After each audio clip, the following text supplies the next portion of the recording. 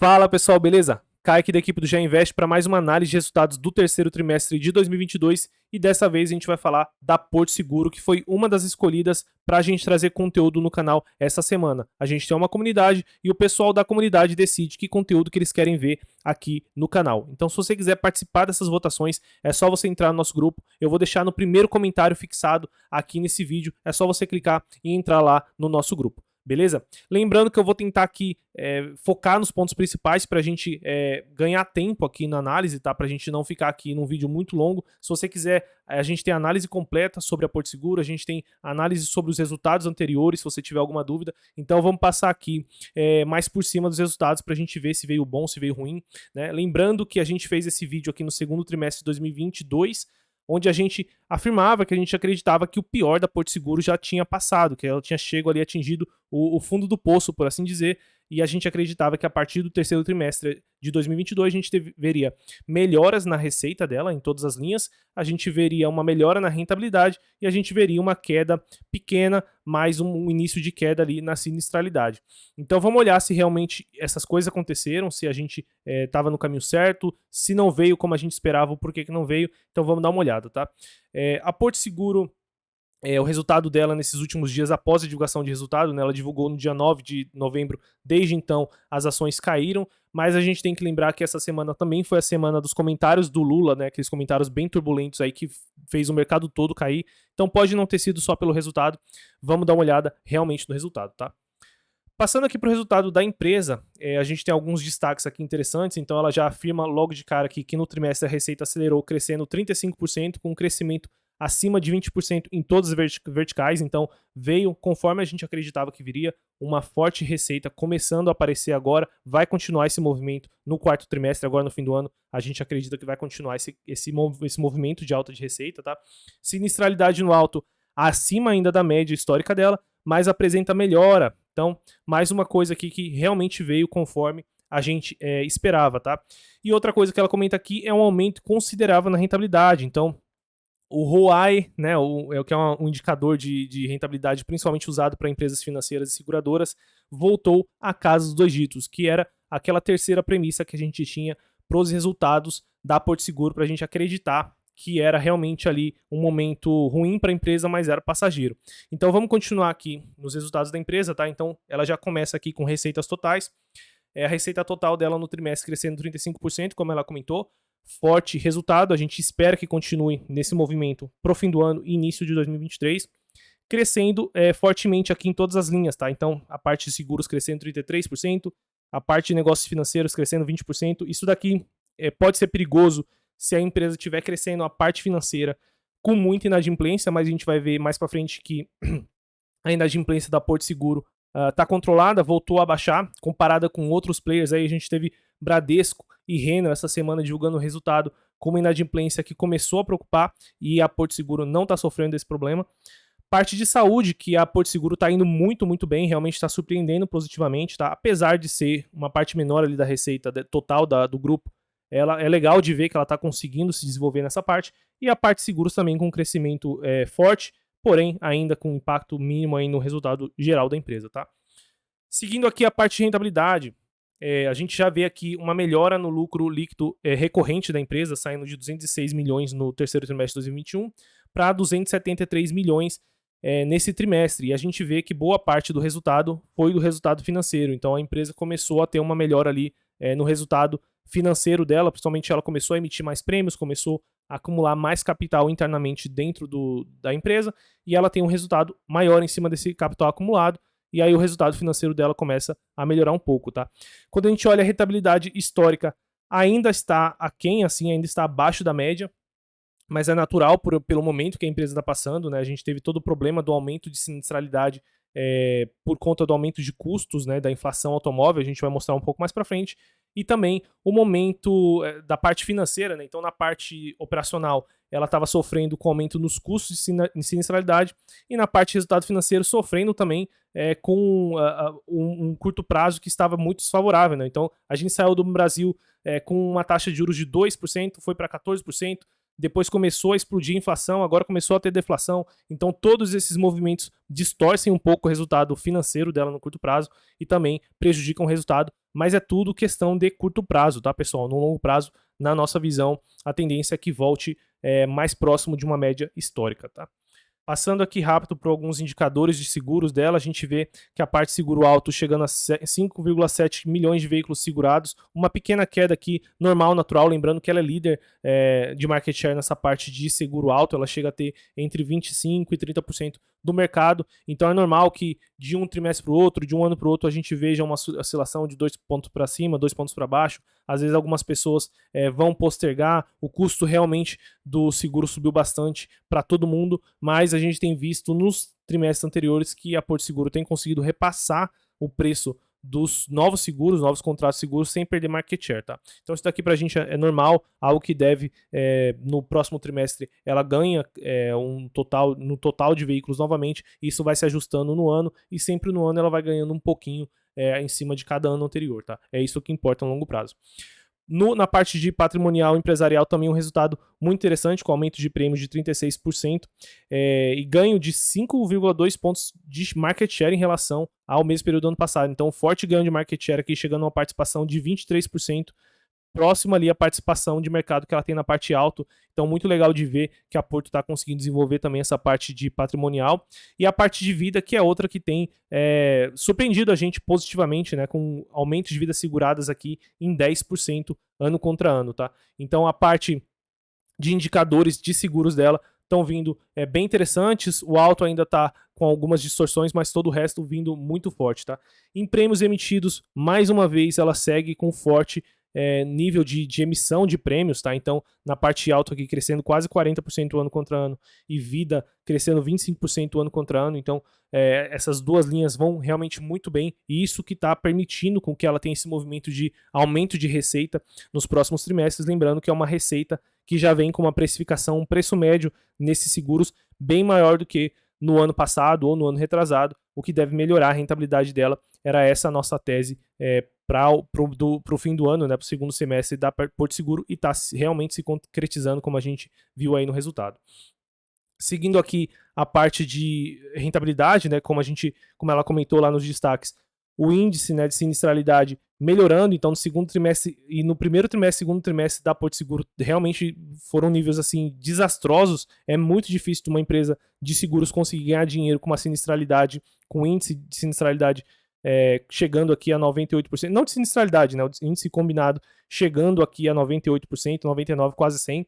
Então voltando aqui, caindo para 96%. A gente acredita que se nada acontecer muito estranho, aí, muito diferente na macroeconomia, principalmente aqui do Brasil, até o fim do ano, ela deve conseguir fazer com que esse número siga caindo no quarto trimestre.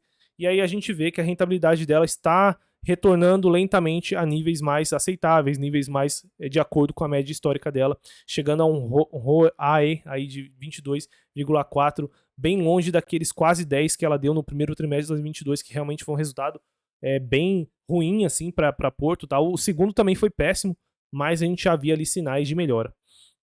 Seguindo aqui na parte de seguros, como eu falei para vocês, aqui ela trouxe esse gráfico bem interessante onde ela mostra o descasamento que ela teve, e a gente entendendo isso aqui entende realmente como que o resultado da Porto Seguro foi prejudicado. Então a gente via que na economia todos os preços estavam subindo, né? Os preços de automóveis, preços de peças, preços de acessórios, e os contratos da Porto Seguro não tinham ainda sido reajustados, né? As pessoas pagam muitas vezes para o ano completo, então tem que esperar o ano virar para elas realmente começarem a fazer contratos que estejam de acordo com os preços que estão praticados no mercado agora. Então ela teve aqui uma boca de jacaré, por assim dizer, negativa. Então todo esse espaço aqui entre a alta de preços e a diferença do contrato dela foi custo que ela teve que arcar sem ter receita para arcar com esses custos. Então realmente a gente vê que a Porto Seguro foi bem prejudicada, mas ela finalmente alcançou esses preços, e a partir de agora a tendência é que realmente o pior já passou e a gente volte a ver uma Porto Seguro um pouquinho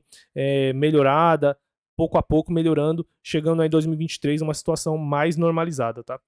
Continuando aqui no resultado, vamos passar um pouco rápido pelo restante dos segmentos que não são tão relevantes. Então, se você quiser entender um pouco mais pode procurar a nossa análise completa, mas a parte de seguro-saúde também vindo bem dos índices operacionais, então crescendo beneficiários ano contra ano, crescendo aqui as receitas, né, 44% na vertical Porto Saúde, 50% na seguro-saúde, então vindo um resultado aí bem interessante quando a gente chega aqui na parte do Porto Banco, que ela separou a parte de bank dela e criou a vertente, a vertical bank, né, então a gente vê que a receita também está crescendo 20% ano contra ano, o lucro líquido começou aqui a recuperar, com uma rentabilidade chegando aí a 22,9%, com recorde de cartões emitidos, então isso aqui é outro ponto interessante, e tudo isso com uma inadimplência que vem um pouco controlada, tá? Então a carteira de crédito está crescendo também, trimestre contra trimestre, 22% aumento de carteira de crédito ano contra ano. E quando a gente pega aqui, tem uma parte que ela fala da inadimplência, aqui ó, inadimplência nos trimestres chegando a 8,9% versus 10% do mercado, então ela está com uma inadimplência abaixo do mercado, isso é muito importante, principalmente nesse momento que a gente vê agora, onde a gente tem muita incerteza, um aumento de inflação, as pessoas acabam postergando as contas que elas têm a pagar, e isso tudo pode virar PDD, pode virar prejuízo e redução de resultado para a empresa. Apesar de não ser uma linha tão relevante assim para o Porto Seguro, legal de saber que eles estão tocando bem também. Operacionalmente, todas as linhas dela estão muito bem tocadas, inclusive a de alto, apesar de estar ainda prejudicada pelo aumento da sinistralidade, está muito bem tocada, ainda é uma sinistralidade abaixo da média de mercado.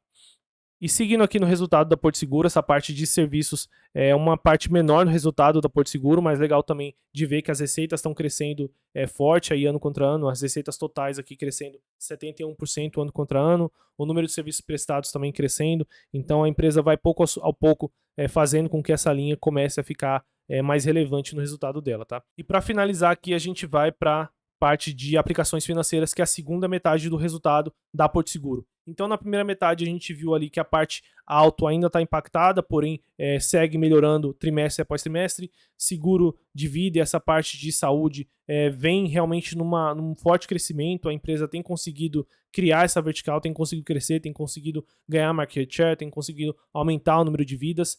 A parte de receitas financeiras também com um crescimento um pouquinho mais modesto, de 20% ano contra ano, porém com recorde de cartão emitidos e com uma inadimplência abaixo do mercado, então 2 pontos importantes. E a parte de receita de serviços continua crescendo no ritmo forte, até porque é uma linha de receita muito pequena, então acaba que ela vai realmente ganhar um crescimento mais forte nesse início, até ela começar a ganhar tração e quem sabe um dia representar ali uma percentagem maior do total de receitas da Porto Seguro, mas por enquanto ainda não é tão relevante. E a segunda metade é o resultado financeiro da Porto Seguro, que é o que a gente vai ver agora.